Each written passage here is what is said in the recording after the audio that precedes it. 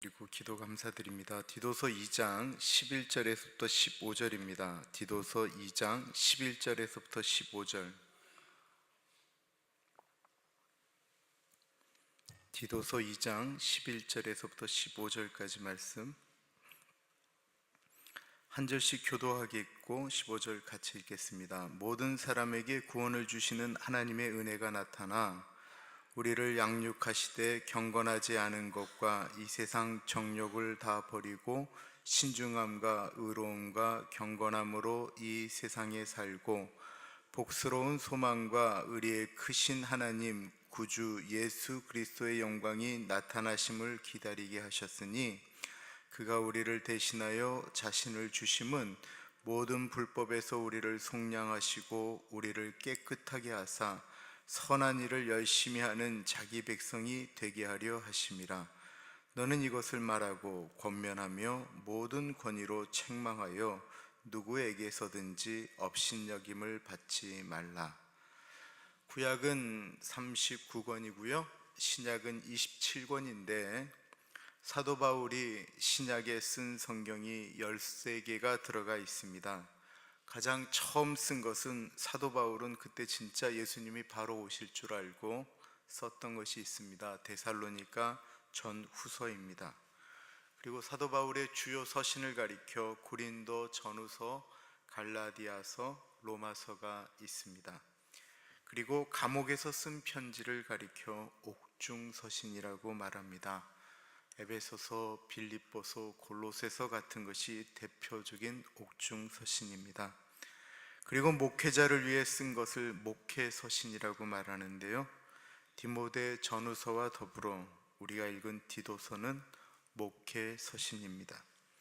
교회를 어떻게 이끌어 가야 되는지를 말해주고 있습니다. 그러나 교회를 이끌어 가는 것에 정답이 없습니다. 모든 교회들마다 똑같은 교인들, 똑같은 형편이면 답이 있을 것 같은데 교회들마다 겪는 형편이 다릅니다. 그러니 교회를 끌고 갈 때마다 어떻게 해야 되나라고 하는 생각이 드는데, 그럼에도 불구하고 교회에는 두 축이 있습니다. 그것은 바로 은혜와 진리입니다. 진리가 더 강조되는 교회가 있다고 한다면 거기는 보통 이제 성경 공부 같은 것들을 더 강조를 하고 치리 같은 이야기들이 나오고요, 은혜가 강조되어지는 교회는 기도를 많이 하는 교회가 보통 그렇습니다. 이것은 늘 균형을 이루도록 해야 됩니다.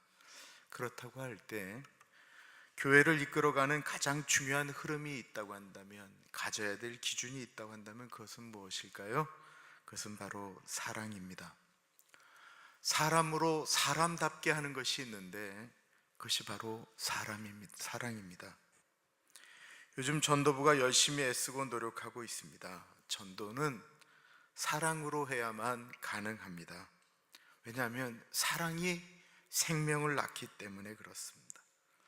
하나님이 사람을 만드신 이유도 사랑 때문이다라고 성경은 이야기하고 있습니다. 이 세상 창조된 세계에는 하나님의 사랑하심이 들어가 있습니다. 그러므로 사랑은 교회가 교회됨의 기초가 되어집니다.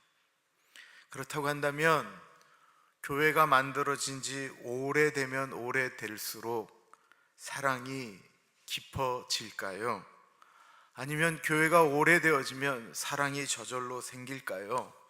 우리가 신앙생활 오래 하면 우리가 사랑을 하기가 좀 더 쉬워질까요? 그러나 우리는 교회 생활을 오래 해도, 교회가 오래되어도, 우리가 나이를 먹어도 사랑을 한다라는 것이 얼마나 어려운지를 점점 더 깨닫게 됩니다. 디도에게 말한 수많은 내용들, 권면에 들어가 있는 핵심이 있다고 한다면 그는 교회가 이끌어 가는데 사랑으로 해야 된다라고 하는 권면입니다. 디모데서 2장에 사도 바울은 교회의 나이 드신 어른들, 나이 드신 여자분들, 젊은 사람들, 종과 상전이 어떻게 살아가야 되는지를 말하고 있습니다. 어제 본문 말씀인데요, 우리말 성경으로 제가 읽습니다. 나이 든 남자에게는 자제하며 경건하며 신중하며 온전한 믿음과 사랑과 인내를 갖도록 가르쳐라. 나이 든 여자에게는 이와 같이 행실이 거룩하며 남을 헐뜯지 않으며 지나치게 술의 종이 되지 않으며 도리어 좋은 것을 가르치는 사람들이 되도록 가르쳐라.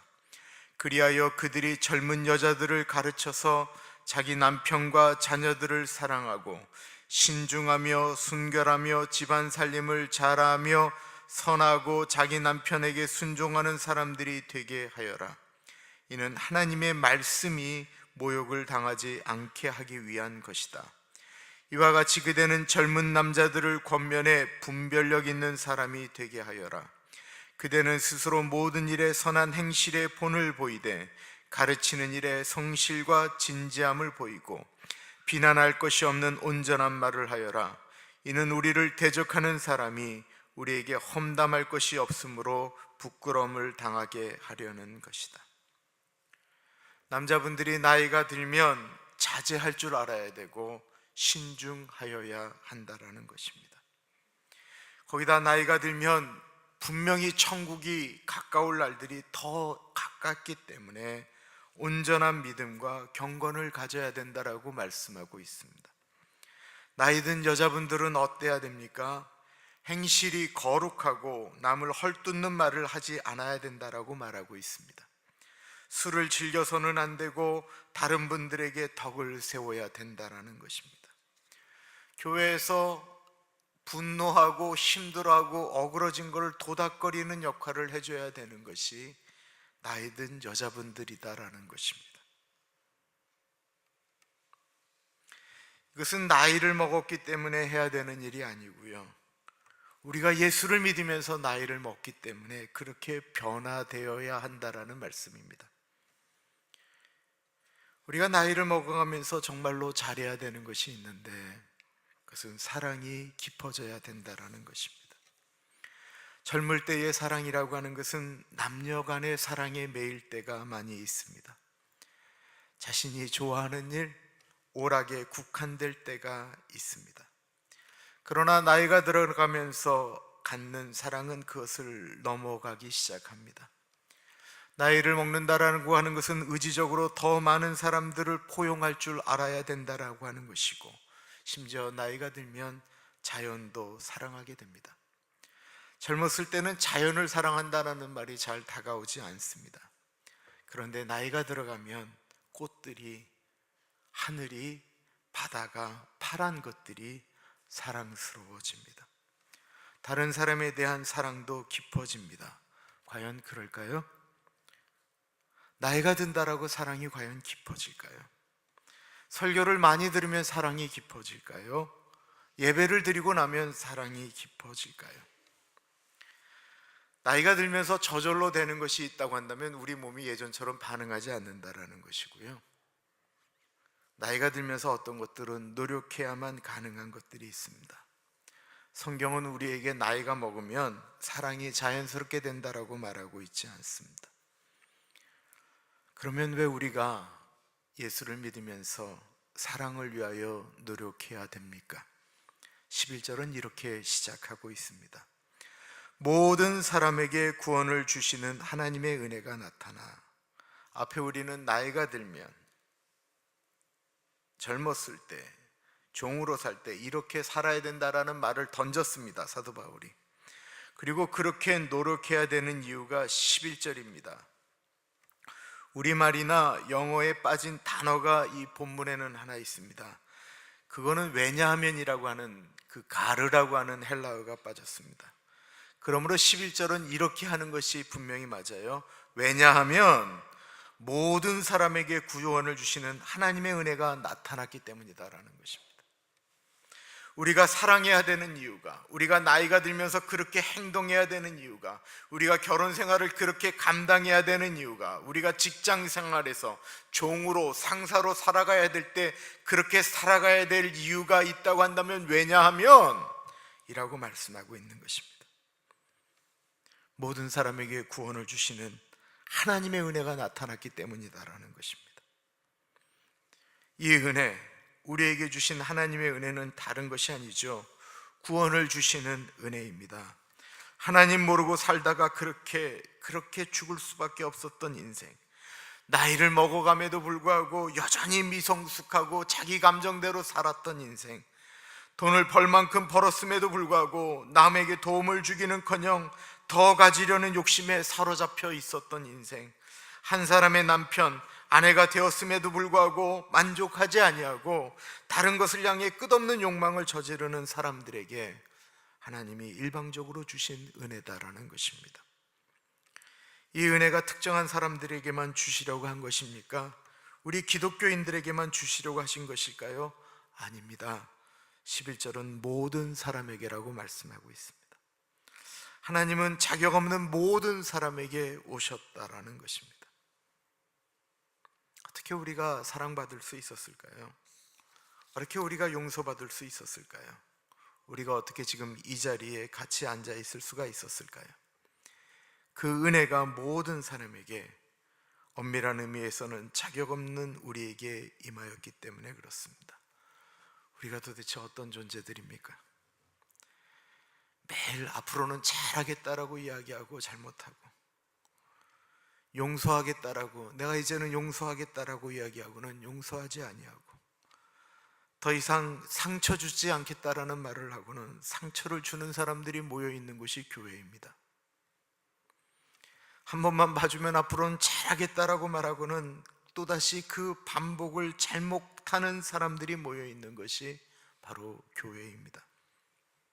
그러므로 교회라고 하는 것은 은혜가 아니면 결코 같이 갈 수가 없습니다.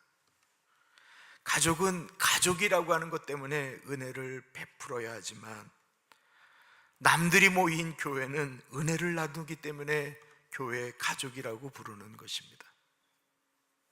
은혜 없는 가족은 이미 가족이 아닙니다. 은혜 없는 부부는 부부도, 은혜 없는 아버지와 아들은 이미 부자지간이 아닙니다. 같이 있지만 남남일 뿐입니다. 하나님이 우리를 은혜로 받아주셨습니다. 에베소서 2장은 너무나도 유명한 말씀입니다. 그는 허물과 죄로 죽었던 너희를 살리셨도다.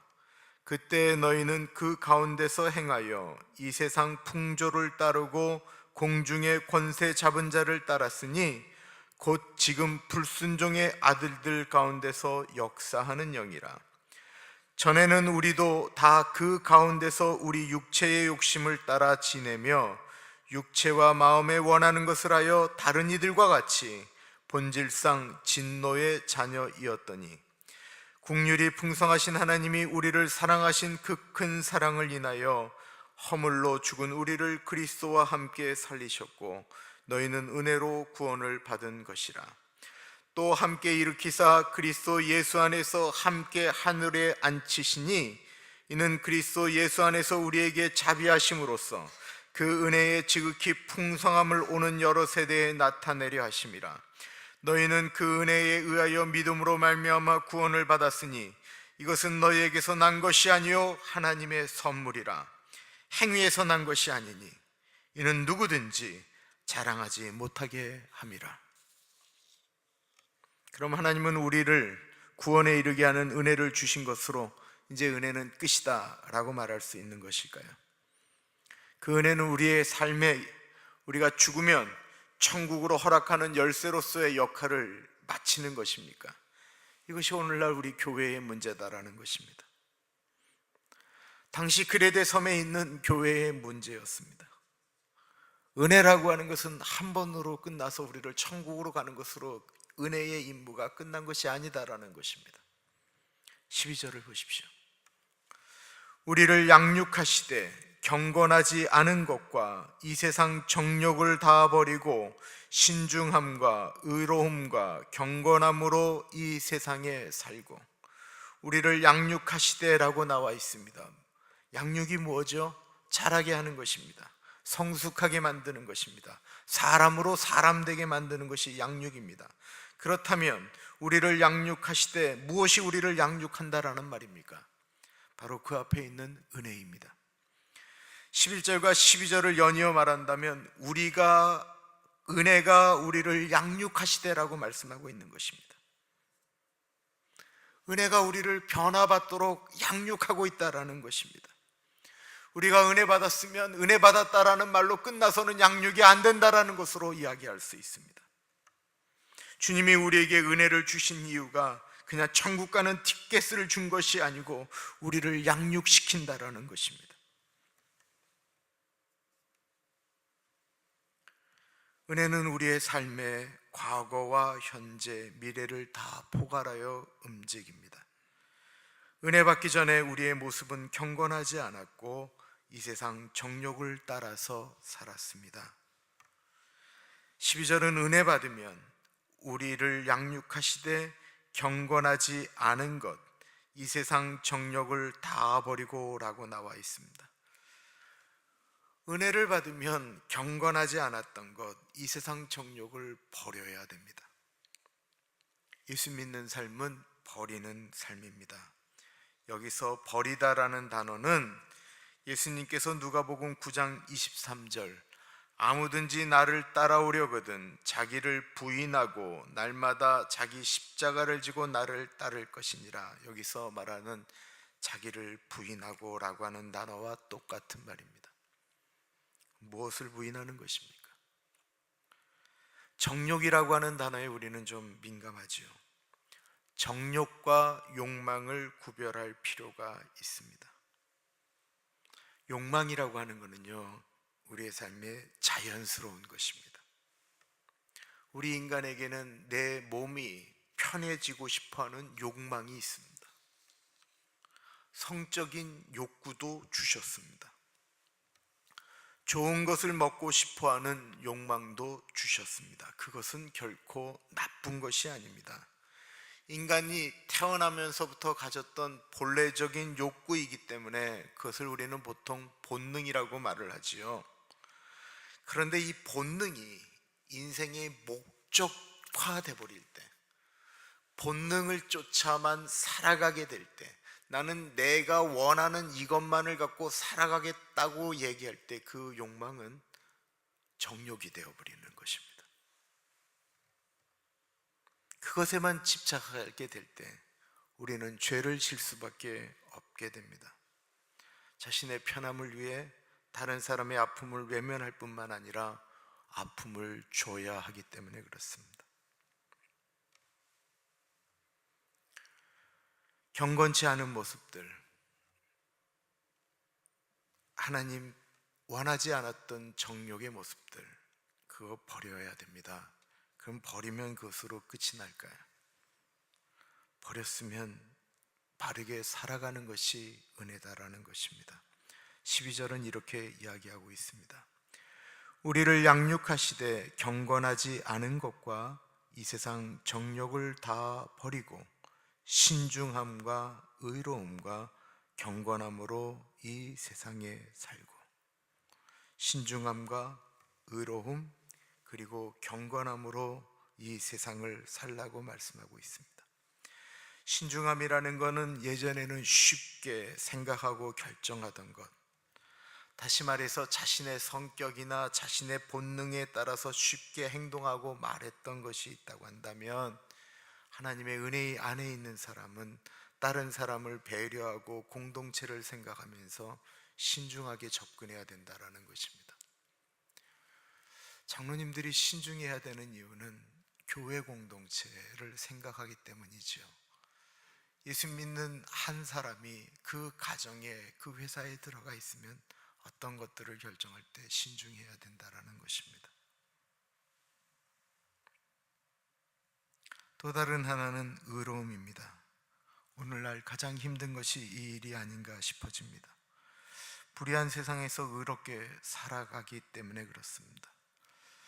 어저께 병원에 신방 갈 일이 있어서 병원을 갔습니다. 근데 주차할 곳이 마땅치가 않은데 마침 참 좋은 자리에 차가 이렇게 한 대가 비어져 있는 거예요. 여기 왜 비어져 있을까 봤더니 이 차가 한 대가 들어가기가 좀 아슬아슬한 것 같아요. 아슬아슬. 이쪽 끝에 있어요. 근데 제가 지난 수요일까지 한국에서 그 아슬아슬한 곳에 주차하는 한국에서 제가 잘하고 왔거든요. 또 제가 빌린 차가 제 동생이 꽤 큰 차를 빌려줬는데 제가 그거 넣는 게 전혀 문제가 없었거든요. 그래서 차를 용감하게 이렇게 넣었어요. 넣는데 좀 조금 좁은 것 같아요. 탈 것 같아요, 옆에 차가. 그래서 다시 돌려서 하는데 득 소리가 나는 거예요. 무엇이 걸린 느낌이 들었어요. 그 다음엔 잘 빼서 다른 곳에 뒀는데 상대방 차가 스크래치가 난 것입니다. 그것도 너무 좋은 새 차, 링컨 컨티넨탈. 아무도 없었습니다.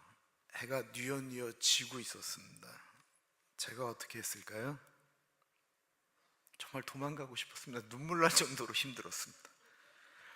차 유리창에 제 전화번호 쓰고 제 이름 쓰는데요, 다 적어놓고 떠났어요. 다 적어놓고 내가 했다고 써고 다 적어놨어요. 제가 정의롭다는 말씀드리는 게 아니고 속이 쓰렸어요. 힘들었어요. 그리고 와서 기도했어요. 야, 요즘 흔치 않는 놈이네. 이거 다 썩어놓은 거 보니까 기스는 별로 아니니까 용서해 주자 라고 전화 안 오기만을 제가 얼마나 기다렸는데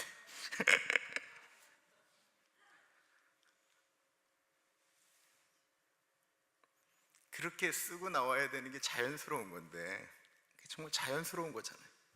그게 정의로움이잖아요. 근데 막 해 뉘엿뉘엿 거리고 하는데 글 쓰는 게 그렇게 마음이 어렵더라고요. 또 하나가 우리 삶의 경건함입니다. 경건하다라는 것이 바리새인적인 삶을 말하는 것이 아닌 것은 우리는 분명히 알고 있습니다. 이 경건함을 우리 너무 복잡하게 생각할 거 없습니다. 경건함은 하나님이 기뻐하시는 삶입니다. 세상에서 살아가면서 우리가 가져야 되는 모습을 이야기하는 것입니다. 그게 경건함이에요. 경건함을 특별하게 생각할 필요 없어요. 근데 다시 한번 은혜를 생각해 보세요. 은혜는 이 세상에 우리가 살아가는 것을 버리도록 도와줬어요. 경건치 않은 것들, 정욕을 버리도록 했어요. 그리고는 또 우리가 이 세상을 살아가도록 도와주는 일들을 감당했어요. 신중함, 정직함, 경건함. 이 얘기는 뭐냐면 우리가 이 세상을 살아가지만 이 세상 사람들이 갖는 사조는 버리고, 우리가 이 세상 속에서 살고 있지만 이 세상 사람이 아닌 것처럼 살아간다라는 것입니다. 그리고 또한 은혜라고 하는 것은 이 세상을 바르게 살아갈 수 있도록 신중함과 의로움과 경건함을 도와준다라는 것입니다. 무슨 말이냐면 우리는 세상 속에 살지만 세상에 속하지 않는 사람이다라는 것입니다. 그렇다고 우리가 세상을 떠나서는 안 됩니다. 우리는 세상을 품는 그리스도인인 것은 우리가 세상 안에 살지만 세상을 품고 가는 것이 하나님께서 우리에게 부탁하신 말씀이기 때문에 그렇습니다. 은혜는 이 세상 사람들이 원하는 사람을 만들어가는 것이 아니고 이 세상 사람들과 전혀 다른 인생관과 삶을 가진 사람들을 만들어가는 것입니다. 자꾸 말씀드리는데요, 북한이잖아요. 북한 지금 정권이 많이 도와준다 이런 얘기 하지만요, 북한에 가장 많은 돈을 보내는 거고 물자를 보내는 건 교회입니다. 대한민국의 사회복지센터 80% 이상이 교회가 운영합니다. 기독교가 아니면 사회복지센터는 어려워요. 그렇게 욕먹는 여의도 순복음교회가 서울시와 더불어 하는 복지센터가 1년에 400억을 넘게 주고 있어요. 400억. 그럼에도 불구하고 왜 교회가 욕을 먹는가? 교회를 다니는 사람들의 인생관과 교회를 안 다니는 사람들의 인생관이 똑같기 때문에 구분이 안 되는 거예요. 오늘날의 문제는 뭐냐면 살아가는 방식이 똑같으니까 구분이 안 되니까 능력이 없어지는 거예요. 앞에 양육한다라는 말을 생각해 보십시오. 양육한다라는 것은 나이에 맞도록 가르치고 키우는 것을 얘기하는 거예요. 그죠? 은혜가 사람을 양육해요. 은혜가 사람을 양육하는데 유치원생들에게는 유치원에서 살아갈 수 있도록, 초등학생들에게는 초등학교에서 살아갈 수 있도록, 고등학생에게는 고등학교에 맞는 것들을 양육하는 거예요.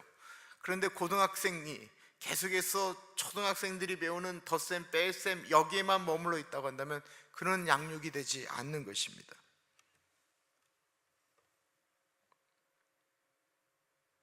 앞에 나이 드신 분들, 젊은이들에게, 우리 예수 믿는 사람들에게, 디도에게, 지금 그레데 삶에 있는 나이 든 분들, 나이 든 여자분들, 그분들에게 하시는 말씀이 이렇게 쭉 연결되어졌다고 한다면, 나이가 들어서 신중하고 말하는 것을 조심하고 다른 사람들을 배려하고 움직이고 해야 되는 것들은 그 나이에 맞는 양육으로 흘러갔다라는 것을 의미하는 것입니다. 전혀 변화되지 않고 늘 같은 문제에 허덕이며 살아가는 은혜, 그런 능력 없는 은혜가 아니고 자라나고 영향을 미치는 은혜를 이야기하고 있는 것입니다. 우리의 신앙생활이 그렇게 변해가야 합니다. 과거를 얘기했고 현재를 얘기했습니다. 은혜는 미래를 보장합니다. 13절입니다. 복스러운 소망과 우리의 크신 하나님 구주 예수 그리스도의 영광이 나타나심을 기다리게 하셨으니, 은혜는 그렇게 살다가 영원한 나라를 소망하게 만듭니다. 예수 그리스도의 영광이 나타나는 그날을 기다리는 것입니다. 이 디도서 2장 13절이 참 성경에 보기 드문 문장입니다. 하나님 구주 예수 그리스도, 그래서 하나님과 예수 그리스도를 이렇게 동격으로 딱 만드는 단어가 있는 것이 이 디도서 2장 13절 말씀이에요. 그 카이라고 하는 단어가 들어가는데 그거는 이것을 동격으로 연결하는 단어입니다. 은혜는 우리의 과거, 현재, 미래를 다 이끌어간다라는 것입니다. 그렇다고 한다면 왜 하나님은 우리를 구원하신 것입니까? 왜 우리를 이 자리에 부르신 것입니까? 뭐 때문입니까? 14절은 이렇게 이야기하고 있습니다. 그가 우리를 대신하여 자신을 주심은 모든 불법에서 우리를 속량하시고 우리를 깨끗하게 하사 선한 일을 열심히 하는 자기 백성이 되게 하려 하심이라. 선한 일을 열심히 하는, 예수님이 십자가에서 자신을 내어 주심은 우리를 깨끗하게 하시고 모든 불법에서 속량하시고 선한 일을 열심히 하는 자기 백성이 되게 하려 하셨다라는 것입니다.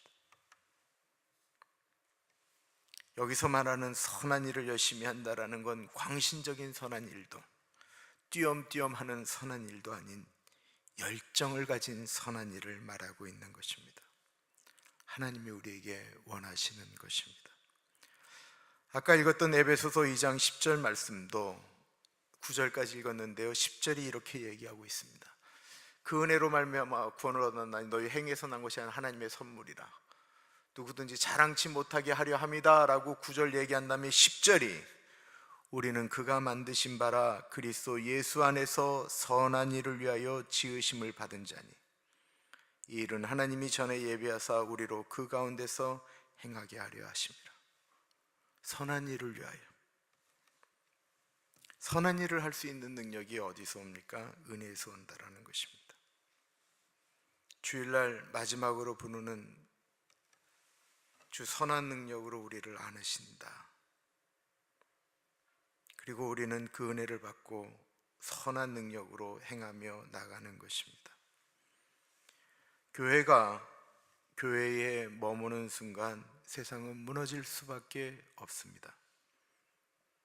교회가 수도원이 되는 순간 세상은 어두워질 수밖에 없습니다. 교회가 위축될수록 우리 예수 믿는 사람은 세상을 품는 사람들로 나아가야 됩니다. 여러분, 말씀을 듣고 말씀을 들은 걸로 머물면 우리는 절대로 양육되지 않습니다. 그 말씀을 가지고 살아가겠다라고, 내가 예수님께 은혜 받은 것, 그거 이 땅 가운데 선한 영향력을 미치겠다라고 노력하지 않으면 우리 정말 이 디도서에 나오는 그런 나이 드신 어른들로 살아가게 됩니다.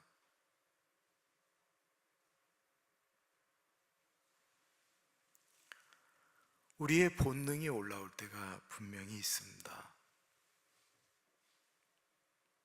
그거를 주님이 우리로, 은혜 가운데서 우리로 이기게 하십니다. 주님은 분명히 우리를 변화시켜 주십니다. 주의 은혜로 우리를 덮어주셔서 사랑할 수 있는 능력을 주옵소서. 이게 우리의 고백이어야 합니다. 사랑하는 여러분, 요즘 말씀을 묵상하면서 이렇게 마음이 급해지는지 모르겠습니다. 같이 예배드리고 같이 사랑을 나누는데 여기까지인가? 주님이 이 정도면 됐다고 그러시는가? 제가 이거 말씀드리면 정말 이렇게 여러 번 말씀드리게 되는 거예요. 하나님께서 올해 저에게 주신 은혜, 제가 다른 교회 가서 설교 2편 했거든요. 한국에 가서도 한 번 하고. 제 설교는 다 혈류병 걸린 여인에 대한 얘기였어요. 제가 정말 죽을 만큼 힘든 날이었어요. 죽을 만큼 힘든 날. 토요일날 새벽 예배 설교한 다음에는 쓰러질 것 같았어요. 쓰러질 것 같아서 집으로 그냥 가버렸어요. 그리고 잠에 들었어요. 그 다음에 제가 우리 교인들이 저한테 준 그 기도 제목을 이렇게 한 장씩 한 장씩, 그건 내가 목사로서 교인들에게 했던 약속이니까 그냥 이렇게 한 장씩 한 장씩 기도하는데 제가 뭐 바랬겠어요? 빨리 뒷장 나오기를 바라고 그냥 읽는 거예요. 막 너무 몸이 아프니까 이것도 신경질 나는 일이에요. 끝장이 나오기를 기다리고 있었어요. 근데 진짜 마음속에 이런 감동이 오는 거예요. 야, 너희 교인들이 네가 그렇게 기도하라고 그렇게 써서 준 줄 아냐? 제가 마음이 이렇게 막 화가 치미는데요, 제가 이랬어요. 하나님, 이렇게 막 기도하는 목사 많지 않아요. 내가 막 그랬어요. 근데 또 그냥 시간이 이렇게 지났는데 하나님은 침묵하시는 것 같고, 근데 제 마음에 다른 사람이, 다른 목사가 하나님과 어떻게 하는지는 하나님은 아무 관심 없어요. 하나님은 내가 하나님과 어떤 관계인가를 궁금해 하시는 거예요. 내가 하나님 앞에 나의 모습이지 다른 사람 그거 얘기할 게 아무것도 없는 거예요. 근데 그 다음날 본문이 혈류병 걸린 여인이에요. 나는 좀 시간이 지난 다음에 내가 그냥 그렇게 고백했죠. 하나님, 내가 우리 교인들 위해서 기도할 때 혈류병 걸린 여인이 옷자락 잡듯이 내가 기도하겠습니다. 내가 찬양할 때에 혈류병 걸린 여인이 찬양하듯이 찬양하겠습니다. 하나님, 내가 예배 드릴 때 혈류병 걸린 여인이 정말 간절하게 예수님 옷자락 만지시듯 내가 그렇게 예배 드리겠습니다. 매번 다 그렇게 하지는 잘 못해도 제가 그냥 예배 드리기 전에 저의 간절한 마음은 그런 것들이에요. 근데 이게 도움이 되긴 하는 것 같아요. 교인들을 위해서 기도할 때 더 간절하게 되어지고 찬양을 할 때도 더 간절해지는 것 같아요. 다른 사람들이 찬양을 어떻게 하든 관심 없고 내가 그냥 그게 너무 그래요. 그러다 보니까 뭐가 신경질 나는 줄 아세요? 제가 50견이 와서 이 손이 어느 위치 이상은 안 올라가요. 안 올라가요. 근데 요즘 같아서는 진짜 만세 부르면서 찬양하고 싶은데 이게 안 올라가는 거예요. 이것도 신경질 나고 다 어려워요. 근데 우리가 어떤 것들에 대해서 말씀 보고 묵상하고 하면서 거기에 대해서 물론 가랑비에 옷 젖죠. 신앙생활 오래 하다 보면 바뀌죠. 내가 그거 알아요. 그러나 우리가 정말 예수님 믿으면서 주의 은혜 가운데 우리 자신을 신중하고 정직하고 정의롭고 경건하고 이루려고 애쓰고 노력하지 않으면 신앙생활하는 이상한 종교인 만들어져요. 다 아는 것 같은데 이상한. 우리 자신이 뭐 형편없는 사람들이잖아요. 그러니까 그때마다 주님께 기도하고 주님 주의 은혜로 나를 덮어주시고 선한 능력으로 살아가게 해주십시오. 기도하는 우리 모두가 되기를 간절히 축원합니다. 기도하겠습니다.